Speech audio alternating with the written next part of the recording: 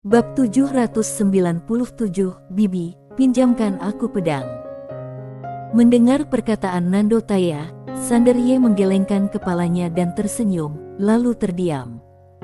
Tapi itu wajar setelah dia memikirkannya. Dia bilang dia berasal dari peradaban kosmik tingkat pertama dan ranah dia rendah. Nando Taya tiba-tiba berkata, "Tuan Ye, awalnya aku ingin membawa kamu kembali ke peradaban Asura, tapi aku baru saja menerima pemberitahuan dari ketua klan bahwa sesuatu yang besar mungkin terjadi di peradaban Asura sekarang.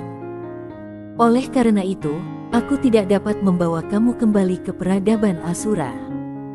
Tidak hanya itu, kami juga harus segera kembali ke peradaban Asura." Sanderye berkata dengan suara yang serius, "Klan Suan dan klan Asura." Nando Taya mengangguk, "Ya." Sanderye mengangguk, "Kalau begitu kamu kembali dulu." Nando Taya berpikir sejenak, lalu berkata, "Kita bisa mengantar Tuan Ye ke dunia seberang dulu. Tangan peradaban Guyan tidak bisa sampai ke sana." Sanderye sedikit penasaran, dunia seberang. Nando Taya mengangguk, "Ini adalah tempat yang istimewa. Ada master tak tertandingi di sana yang bukan milik peradaban manapun. Tuan Ye bisa pergi ke sana sebentar untuk bersembunyi." Sanderye berpikir sejenak, lalu mengangguk, "Tidak apa-apa. Dia butuh waktu sekarang." Nando Taya berkata, "Tuan Ye, ikutlah dengan aku." Setelah mengatakan itu, dia berbalik, menghancurkan kehampaan, dan menghilang di kejauhan. Sanderye juga berubah menjadi cahaya pedang dan menghilang di ujung langit berbintang yang jauh. Di bawah, di reruntuhan peradaban penyihir, di dalam gerbang batu, seorang pria misterius perlahan menarik pandangannya dan mengerutkan kening. Pada saat ini, sebuah suara tiba-tiba terdengar dari peti mati darah di belakangnya. Orang ini adalah orang. "Baik, apakah kamu yakin ingin Jio merebut tubuhnya?" Pria misterius itu terkekeh, "Justru karena dia baik maka kita membiarkan Jio merebut tubuhnya." Suara itu berkata dengan sungguh-sungguh, pedang pada saat itu jelas bukan benda biasa. Pria misterius itu berkata dengan tenang, "Apakah menurut kamu dia berasal dari peradaban kosmik tingkat 4 yang lain?" Suara itu tidak berkata apa-apa. Pria misterius itu menggelengkan kepalanya, "Tidak mungkin, sama sekali tidak mungkin." Suara itu bertanya, "Kenapa bilang begitu?" Pria misterius itu terkekeh, karena cara berlatihnya. Kalau dia berasal dari alam semesta peradaban tingkat 4, kecepatan latihannya tidak mungkin begitu lambat. Jelas sekali, peradaban kosmik mereka belum mampu mewarisi Tao dan hanya bisa mengikuti selangkah demi selangkah dan berlatih secara normal. Setelah mengatakan ini, dia tersenyum dan berkata, "Bahkan kalau dia benar-benar berasal dari peradaban alam semesta tingkat 4, bukankah itu lebih baik? Dia hanya berfungsi sebagai mahar bagi peradaban penyihir kita." Suara itu berkata dengan sungguh-sungguh, "Kita dihancurkan saat itu karena meremehkan peradaban musuh." Senyuman pria misterius itu berangsur-angsur menghilang. "Selama bertahun-tahun, aku telah menyelidiki hukum penghancuran alam semesta oleh peradaban Tianxing. Alam semesta wilayah bintang ini telah dihancurkan oleh peradaban Tianxing saat itu. Oleh karena itu, tidak mungkin mereka akan mencari alam semesta ini lagi, setidaknya untuk sementara waktu. Dalam 10 miliar tahun ke depan, peradaban Tianxing tidak akan mencari di sini lagi." Suara itu tidak berkata apa-apa lagi. Pria misterius itu melanjutkan, "10 miliar tahun, ini cukup untuk peradaban penyihir kita." Setelah mengatakan ini, dia perlahan menutup matanya. "Selama peradaban Tianxing tidak muncul, peradaban penyihir kita tidak akan terkalahkan." Peradaban Tianxing, peradaban tingkat tertinggi yang saat ini dikenal di alam semesta. Ketika peradaban penyihir berada di puncaknya, mereka mengira bisa bersaing dengan peradaban Tianxing. Tapi sayangnya, mereka masih dihancurkan oleh api langit. Hanya satu api langit. Seluruh peradaban penyihir tidak berdaya di depan api itu. Kalau dia tidak segera melarikan diri bersama beberapa orang dari peradaban penyihir pasti sudah lama punah. Dan selama bertahun-tahun, dia telah bersembunyi dengan 9 peti mati darah dan patung batu dalam waktu yang tak terhitung jumlahnya. Pada saat yang sama, dia juga menggunakan taktik penyihir tertinggi Tao untuk menyimpulkan hukum peradaban Tianxing dalam menghancurkan peradaban alam semesta. Dia menemukan bahwa di tempat yang telah dihancurkan peradaban Tianxing tidak akan mencari wilayah alam semesta ini lagi selama 10 miliar tahun. Selama peradaban Tianxing tidak muncul, tidak ada satupun peradaban kosmik yang muncul di alam semesta ini yang dapat mengalahkan mereka. Bahkan kalau anak laki-laki kultivator pedang itu benar-benar berasal dari alam semesta peradaban tingkat 4 yang tidak diketahui, dia tidak takut. Karena peradaban penyihir bukanlah alam semesta beradab tingkat 4 biasa, melainkan alam semesta beradab semi tingkat 5. Selain itu, peradaban penyihir juga pernah menghancurkan 2 alam semesta yang merupakan peradaban tingkat keempat. Menurutnya, kalau peradaban Tianxing tidak muncul, maka peradaban penyihir tidak akan terkalahkan. Saat ini, suara misterius di peti mati tiba-tiba berkata, "Berapa lama?" Pria misterius itu tersenyum dan berkata, "Tata letaknya sudah selesai, hampir selesai." Setelah mengatakan itu, dia berbalik dan pergi. Seluruh langit berbintang yang sunyi tiba-tiba kembali menjadi sunyi senyap. Di bawah kepemimpinan Nando Taya dan yang lainnya, Sander Ye dengan cepat sampai di langit berbintang yang tidak diketahui. Ribuan kaki jauhnya di depannya, ada sungai perak. Air sungai berwarna perak gelap dan sangat aneh. Sander Ye memandang sungai perak di depannya dan mengerutkan kening, ini dia. Nando Taya berkata dengan sungguh-sungguh, di seberang sungai dikatakan sebagai air mata yang ditinggalkan oleh master yang tiada taranya di sini. Air mata. Sander Ye tertegun, "Senior, apakah kamu yakin?" Nando Taya menyeringai, "Aku tidak yakin. Aku hanya tahu bahwa tempat ini sangat luar biasa. Biarpun peradaban Asura telah menaklukkan banyak peradaban kosmik selama bertahun-tahun, kami tidak pernah memikirkan tempat ini." Sander Ye bingung, "Kenapa?" Nando Taya berkata dengan sungguh-sungguh, "Karena pernah dipukuli." Sander Ye. Nando Tala berkata dengan lembut, "Saat itu, peradaban Asura juga datang ke tempat ini, dan orang terkuat di klan Asura pada saat itu kalah dalam pertempuran dengan master di sini. Setelah itu, peradaban Asura menyerah sepenuhnya. Tempat ini tidak dianggap sebagai sebuah peradaban, hanya ada satu master yang tiada taranya, dan pihak lain tidak memiliki niat untuk mendominasi dan menaklukkan. Oleh karena itu, baik peradaban Asura maupun peradaban Junlin memilih untuk berdamai dengan tempat ini."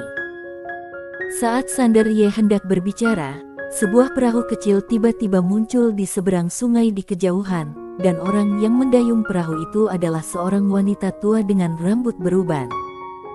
Nando Taya menjelaskan, "Kalau kamu ingin memasuki kota seberang, kamu harus naik perahu seberang ini, kalau tidak, kamu tidak akan bisa masuk."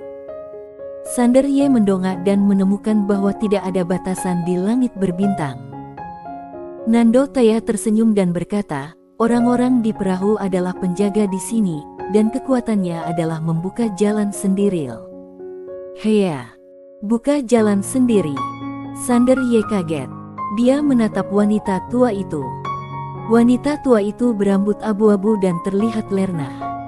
Salah lihat. Ekspresi Sander Ye berangsur-angsur menjadi serius. Alam semesta luar sangat berbahaya, dan ada terlalu banyak keberadaan yang tidak diketahui. Kedepannya, kalau ada kesempatan, dia akan mengajak bibi atau kakek mengunjungi reruntuhan dan merasakan sensasi lari cepat. Memikirkan hal ini, Sander Ye tidak bisa menahan tawa. Tak perlu dikatakan lagi, dia sangat menantikannya. Saat ini, perahu dari pantai seberang perlahan berlayar di depan Sander Ye dan yang lainnya. Nando Taya membuka telapak tangannya, dan cincin penyimpanan perlahan melayang di depan wanita tua itu. Sander Ye melihat dan melihat ada 2 garis keturunan leluhur di cincin penyimpanan.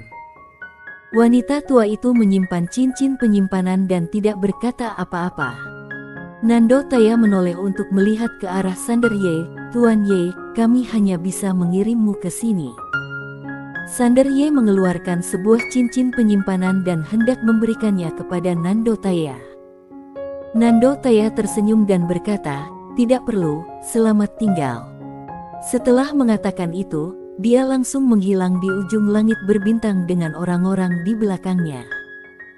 Sander Ye menyimpan cincin penyimpanan itu, menggelengkan kepalanya dan tersenyum. Dia berhutang banyak budi. Sander Ye menarik kembali pikirannya dan tidak terlalu memikirkan. Dia berjalan menuju perahu itu. Wanita tua itu mendayung perahu itu perlahan menuju kejauhan. Dalam perjalanan, wanita tua itu tidak berbicara. Dia hanya mendayung perahu dengan tenang. Sander Ye tiba-tiba berkata, "Senior, apakah sungai seberang di sini benar-benar air mata yang ditumpahkan oleh master yang tiada taraf itu?" Wanita tua itu melirik ke arah Sander Ye, "Kalau kamu mengucapkan sepatah kata lagi, aku akan melemparkanmu ke sungai." Sander Ye. Pada saat ini, Yinia muncul di sebelah Sander Ye. Melihat Yinia yang muncul tiba-tiba itu, Sander Ye terdiam. Kenapa? Karena dia menemukan bahwa sekarang Yinia dapat dengan bebas masuk dan keluar pagoda kecil tanpa persetujuannya sama sekali. Tidak hanya tidak memerlukan persetujuannya, bahkan pagoda kecil pun tidak dapat mencegah Yinia memasuki pagoda kecil tersebut. Pagoda kecil juga tidak bisa berkata-kata tentang hal ini. Sander Ye dan pagoda kecil tidak tahu bagaimana dia melakukannya. Kalau kamu bertanya, kamu akan terpukul. Misalnya, dia akan bertanya, "Bukankah ini hal yang sangat sederhana?" Bagaimanapun, sekarang Sander Ye tidak terkejut dengan Yinia, tidak peduli hal aneh apapun yang Yinia lakukan, dia hanya bisa menganggapnya sebagai hal biasa. Setelah Yinia keluar, dia berjalan ke arah Sander Ye, mengulurkan tangan dan mengerucutkan bibirnya sambil tersenyum. Sander Ye tersenyum, lalu mengeluarkan manisan hau dan menyerahkannya kepada Yinia. Mata Yinia tiba-tiba berubah menjadi bulan sabit sambil tersenyum. Sander Ye ragu-ragu sejenak, lalu berkata, "Ini bukan saat yang tepat untuk memanggang ayam." Yinia bingung, "Kenapa?" Sander Ye melirik wanita tua di kejauhan dan berkata, "Kita berada di perahu orang lain." Yinia menoleh untuk melihat wanita tua itu, dan pada saat itu, wanita tua itu juga sedang menatapnya. Yinia menjilat manisan haunya dan berkata, "Tidak apa-apa." Wanita tua itu memandang Yinia dan tidak berkata apa-apa. Dia tidak bisa melihat aura gadis kecil di depannya. Yinia memandang wanita tua itu dan tidak berkata apa-apa. Ini sedikit menantang. Melihat gadis kecil di depannya sedang menantangnya, wanita tua itu tiba-tiba tertawa sinis, menarik, "Bagaimana kalau aku tidak membiarkan kalian memanggang ikannya?" Yinia menatap wanita tua itu dan tidak berkata apa-apa, tapi di dalam tubuh Sander Ye, api langit yang berdebu mulai sedikit bergetar. Pada saat ini, Sander Ye tiba-tiba menarik Yinia dan Yinia menoleh ke arah Sander Ye. Sander Ye tersenyum tipis, "Ini perahu orang lain. Kalau orang lain tidak setuju, kita tidak bisa melakukan itu. Kita harus menghormati orang lain, tahu?" Yinia berpikir sejenak dan mengangguk. Sander Ye dengan lembut mengusap kepala Yinia dan berkata sambil tersenyum, "Setelah kita mendarat, aku akan pasang 2 untukmu, tidak 3. Mata Yinia tiba-tiba berbinar, lalu dia buru-buru mengangguk. Sander Ye tertawa. Melihat mereka berdua menyerah, wanita tua itu tiba-tiba menunjukkan rasa jijik. Segera, perahunya berlabuh, dan Sander Ye menarik Yinia keluar dari perahu. Saat itu, wanita tua itu tiba-tiba berkata, "Anak muda." Sander Ye berbalik dan menatap wanita tua itu. Wanita tua itu meliriknya sejenak dan kemudian berkata, "Kalau membawa anak haram yang tidak terdidik seperti ini keluar rumah, akan sangat mudah terbunuh, tahu. Sanderye tiba-tiba menghilang dari tempatnya.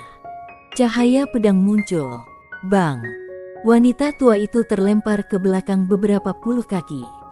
Pada saat ini, di dalam tubuh Sanderye, sinar merah membubung ke langit. Dalam sekejap, Sanderye berubah menjadi pria berdarah. Dia memandang wanita tua di kejauhan, matanya seperti lautan darah. Anjing tua, aku menghormatimu, tapi kamu pikir aku takut padamu, kan?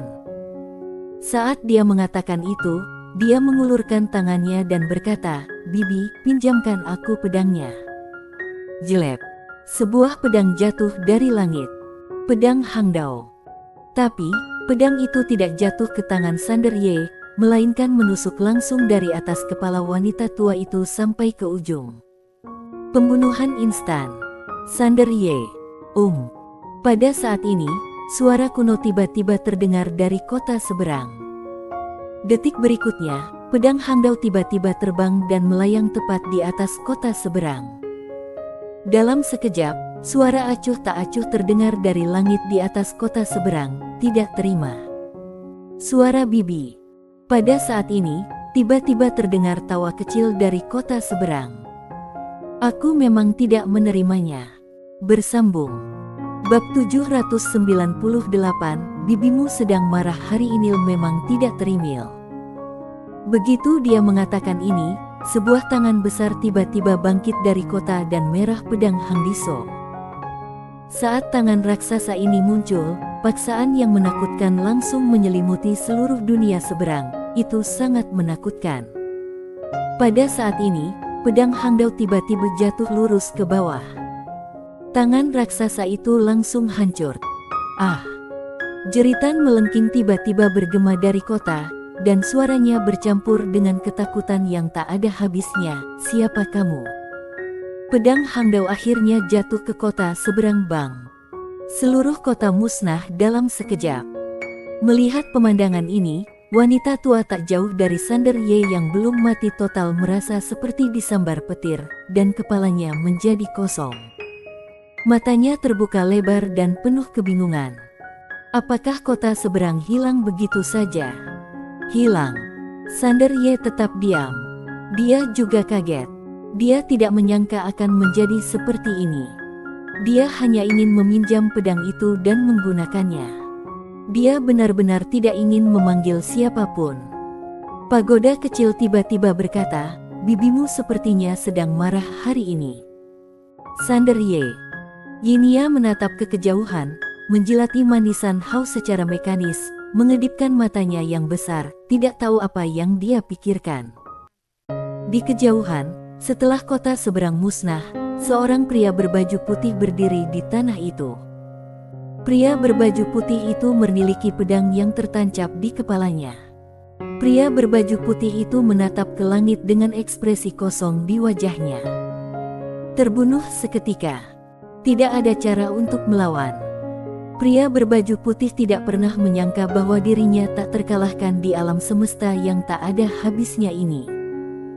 Bagaimanapun, alam semesta ini tidak ada habisnya, tapi dia juga tidak pernah menyangka bahwa dia adalah eksistensi seperti semut di alam semesta ini. Bagaimanapun, dia adalah pembuka jalan sendiri di ranah Etao. Tapi pada saat ini, di depan pedang ini, dia menyadari bahwa dia adalah seekor semut. Menghadapi pedang ini, dia yang berada di ranah Etao bahkan tidak memiliki kesempatan untuk melawan. Pria berbaju putih itu tiba-tiba terkekeh. Ada rasa mencela diri sendiri, keengganan, dan sedikit kelegaan dalam seriumannya. Hal yang membuat dia mencela diri sendiri adalah, ternyata aku masih berada di dasar alam semesta.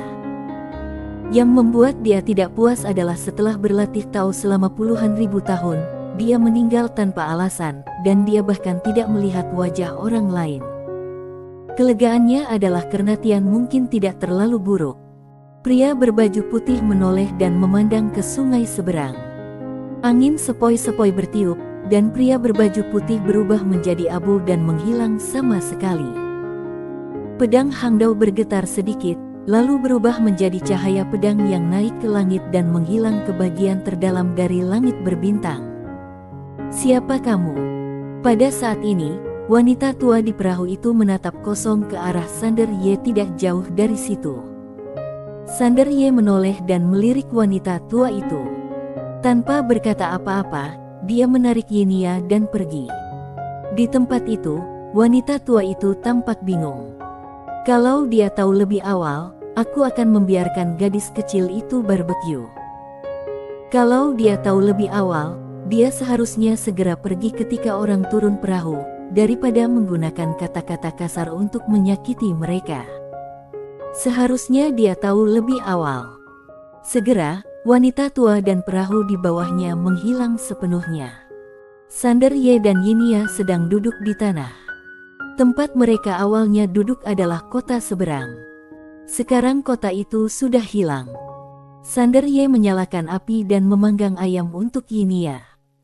Yinia duduk di hadapan Sander Ye, menjilati manisan hao, matanya tertuju pada ayam di tangan Sander Ye, dan air liurnya sudah mengalir. Tak satu pun dari mereka berbicara, yang satu berkonsentrasi memasak dan yang lainnya menonton. Cahaya bulan sangat bagus malam ini, bintang-bintang terang, dan bumi damai. Yinia tiba-tiba berkata, "Apakah kamu marah?" Sander Ye mengangkat kepalanya dan menatap Yinia, "Kenapa kamu mengatakan itu?" Yinia ragu-ragu sejenak, lalu berkata, "Kalau bukan karena aku, keadaan tidak akan seperti ini, kan?" Sander Ye tersenyum dan berkata, "Ternyata itu yang kamu bicarakan. Masalah ini bukan salahmu. Tentu saja, aku tidak menyangka bibiku akan mengambil tindakan. Awalnya aku hanya ingin meminjam pedang dan membantumu membunuh wanita tua bermulut kasar itu dengan tanganku sendiri. Aku tidak menyangka bibiku akan membunuhnya secara langsung. Tentu saja, itu juga bagus, tapi kita tidak punya tempat untuk berlindung sekarang." Berbicara tentang ini, dia tiba-tiba tertawa. Awalnya dia datang ke tempat ini untuk berlindung, tapi sekarang tempat ini sudah hilang. Yinia memandang Sander Ye dan tidak berkata apa-apa. Sander Ye tersenyum dan berkata, "Kenapa menatapku?" Tiba-tiba sebuah pikiran berkata, "Kenapa kamu begitu baik padaku?" Sander Ye terkejut sesaat, lalu tersenyum dan berkata, "Apakah aku baik padamu?" Yinia mengangguk dengan cepat. Sander Ye menggelengkan kepalanya dan tersenyum, "Aku hanya memberimu 2 manisan hao setiap hari dan masak barbeque untukmu. Apakah ini termasuk baik?" Yinia berkata dengan serius, "Aku merasa itu baik, serius." Sander Ye tersenyum lalu berkata, "Manisan hao sangat murah, dan dagingnya juga sangat murah." Yinia menggelengkan kepalanya, "Selah kalau berpikir begitu." Sander Ye tersenyum dan bertanya, "Apa yang salah?" Yinia memikirkannya dan kemudian berkata, "Ku belum bisa mengatakannya, tapi salah kalau berpikir begitu." Sander Ye tertawa dan menyerahkan ayam pangpang di tangannya kepada Yinia. Yinia segera membungkus manisan hao tersebut dan memasukkannya ke dalam tas bambu kecil.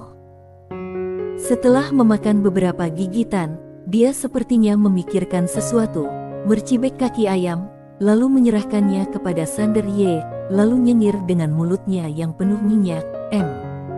Sander Ye tidak menolak. Dia mengambil kaki ayam itu dan menggigitnya. Rasanya empuk dan lezat. Seolah memikirkan sesuatu, Sander Ye tiba-tiba berkata, "Tuan Pagoda, mau makan?" "Pagoda kecil." Sander Ye tiba-tiba berkata, "Yinia, apakah kamu punya keluarga?" Yinia menggigit ajam lalu menggelengkan kepalanya, "Tidak." Sander Ye melihatnya sekilas dan berpikir, "Sendin." Yinia mengangguk, "Ya." Sander Ye ragu-ragu sejenak, lalu berkata, "Apakah kamu sendirian sejak lahir?" Yinia mengangguk. Sander Ye terdiam. Dia tidak menyangka kalau gadis ini ternyata yatim piatu. Sander Ye bertanya lagi, "Apa yang biasanya kamu lakukan?" Yinia menggigit kaki ayamnya dan berkata, "Bersih-bersih. Bersih-bersih." Sander Ye sedikit mengernyit, apakah itu seperti membersihkan rumah? Yinia mengangguk. Sander Ye tetap diam. Yatim piatu. Membersihkan rumah. Gadis ini sungguh menyedihkan. Sander Ye menghela nafas dalam hatinya. Meski ditinggal sendirian, sejujurnya kehidupannya di keluarga Ye masih baik-baik saja, karena keluarga Ye memperlakukannya dengan baik. Sander Ye memandang Yinia dan berkata sambil tersenyum, undurkan diri saja. Kamu bisa mengikutiku mulai sekarang. Yinia tersenyum manis, tidak berkata apa-apa, dan hanya menggerogoti paha ayamnya. Sander Ye tersenyum dan berkata, aku serius, ibuku sangat kaya, amat sangat kaya. Yinia menggelengkan kepalanya sedikit, tidak bisa mengundurkan diri. Sander Ye sedikit mengernyit, kenapa? Yinia menundukkan kepalanya sedikit dan tidak berkata apa-apa. Sander Ye berkata dengan suara yang serius, kalau begitu, bawa aku ke sana, aku akan berbicara dengan majikanmu. Yinia berbisik, kamu tidak bisa mengalahkannya. Setelah Sander Ye terdiam beberapa saat, dia berkata, kalau begitu aku akan membawa bibiku ke sana. Setelah menelan ayam di mulutnya, dia berkata, apakah dia pemilik pedang tadi? Sander Ye mengangguk, ya. Yinia ragu-ragu sejenak, lalu berkata dengan lemah, bolehkah aku mengajukan satu pertanyaan? Sander Ye tersenyum dan berkata, tanyakan. Yinia bertanya dengan serius, kenapa bibimu begitu kuat, dan kamu, apakah kamu mengerti maksudku? Ekspresi Sander Ye langsung membeku. Astaga, apa yang kamu lakukan tidak terlalu menyakiti, tapi justru sangat menghina. Melihat wajah Sander Ye yang gelap dan suram, Yinia segera meminta maaf dan tersenyum, aku tidak bermaksud apa-apa, sungguh, ayo makan paha ayam. Saat dia berbicara, dia berlari ke arah Sander Ye dan memasukkan paha ayam yang hanya tersisa tulangnya ke dalam mulut Sander Ye. Sander Ye menjawab, Yinia terkadang sangat menyakitkan ketika berbicara. Larut malam. Yinia bersandar di samping Sander Ye. Tidak jauh di depan mereka, sungai seberang bersinar dengan bintang redup yang tak terhitung jumlahnya di bawah langit berbintang. Yinia menyandarkan kepalanya di bahu Sander Ye, memandang ke seberang sungai di kejauhan, dan berkata dengan lembut, saya tidak ingin pergi bekerja sekarang. Pagoda kecil. Sander Ye tersenyum dan berkata, kalau begitu jangan pergi. Yinia tersenyum tipis, tidak berkata apa-apa, dan hanya bersandar pada Sander Ye. Sander Ye memutuskan untuk menyelamatkan gadis rumahan ini, maka dia mengobrol dengan Yinia tentang banyak hal menarik, terutama tentang Bima Sakti. Saat Sander Ye membicarakan banyak hal menarik di Bima Sakti, dia sangat tertarik, lalu dia bertanya kepada Malam Berlalu. Keesokan paginya, Sander Ye duduk bersila di tanah dengan mata sedikit tertutup. Di sampingnya ada Yinia, yang merangkul lengannya dengan kedua tangan dan kepalanya bersandar di lengannya dengan sedikit tertutup. Saat matahari merah perlahan terbit, Sander Ye perlahan membuka matanya. Dia melirik ke langit dan senyuman muncul di wajahnya. Dia juga sudah lama tidak istirahat. Dia sangat sibuk selama periode waktu ini, dan jarang bisa menenangkan diri dan beristirahat dengan baik seperti ini. Pada saat ini, kepala di sebelahnya tiba-tiba bergesekan dengan bahu Sander Ye. Sander Ye menoleh untuk melihat Yinia. Yinia sepertinya merasakan sesuatu dan dengan cepat mengangkat kepalanya. Sander Ye tersenyum dan berkata, sudah waktunya bangun. Yinia mengangguk, dan perlahan berdiri, lalu meregangkan tubuh, dan tas bambu kecil di pinggangnya bergetar. Sander Ye juga berdiri. Dia hendak berbicara ketika tiba-tiba, alisnya berkerut. Dia menoleh dan melihat sekeliling. Sander Ye berpikir dalam hatinya, Tuan Pagoda. Pagoda kecil berkata, yang baru tiba semuanya adalah aura yang tersembunyi di kegelapan, dan targetnya adalah kamu. Sander Ye mengerutkan kening, klan Taya baru saja membunuh 3 orang dengan tingkat keilahian 100% sebelumnya. Orang-orang ini seharusnya mengetahuinya dengan baik. Kenapa mereka berani datang cari aku? Mungkinkah sesuatu terjadi dalam peradaban Asura? Pagoda kecil berkata, orang-orang yang berada dalam kegelapan pasti juga memiliki kekhawatiran. Oleh karena itu, tidak ada yang berani mengambil tindakan terlebih dahulu. Apa rencanamu? Setelah Sanderye terdiam beberapa saat, dia berkata, mundur dulu. Setelah mengatakan itu, dia hendak melarikan diri dengan Yinia, tapi seolah dia memikirkan sesuatu, dia berhenti lagi. Kalau dia mundur saat ini, orang-orang itu pasti akan mengambil tindakan secara diam-diam. Terlebih lagi, mereka pasti akan mengeroyoknya. Sanderye terbang dengan pedangnya. Tapi, begitu dia melarikan diri puluhan ribu mil jauhnya, kesadaran ilahi menyelimuti dirinya. Sanderye berhenti, melihat sekeliling, dan tertawa, karena kalian semua ada di sini, kenapa tidak muncul? Tidak apa-apa, kalian bisa maju bersama, aku tidak peduli. Kalau begitu kita tidak akan bersikap sopan. Saat suara terdengar, waktu dan ruang di lapangan bergetar, dan 6 master misterius perlahan keluar. Semuanya berada pada tingkat keilahian 100%. Sanderye bersambung.